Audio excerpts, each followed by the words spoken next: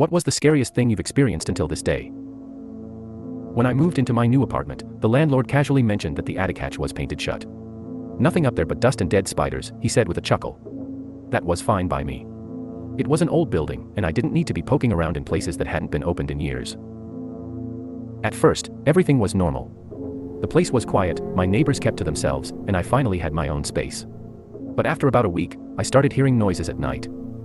It wasn't the usual creaks of an old building settling, it was soft, deliberate movement.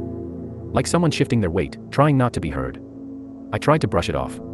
Maybe a raccoon had found its way into the attic before it was sealed off. Then, things started disappearing. Little things at first, my keys weren't where I left them, my phone charger went missing for a full day before turning up in the bathroom sink. I blamed my own absent-mindedness. But one night, I woke up to something much worse. A whisper. It was so faint I almost thought I imagined it. But then I heard it again. A dry, raspy voice coming from above me. I see you. I sat up so fast my heart nearly stopped. My bedroom ceiling had a small vent leading to the attic. My eyes locked onto it. The whisper had come from there. I barely slept that night. The next morning, I called the landlord.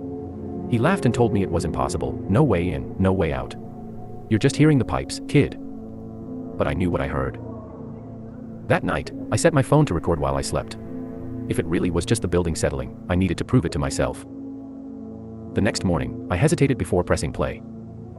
For the first few hours, it was nothing but silence. Then, at 3:13 a.m., I heard a soft thud, like someone dropping from a height onto the attic floor. Slow, shuffling footsteps followed. They stopped directly above my bed.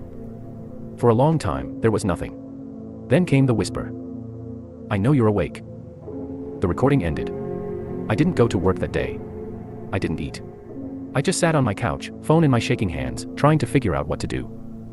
By the time night fell, I had made up my mind, I was leaving. I didn't care about my security deposit.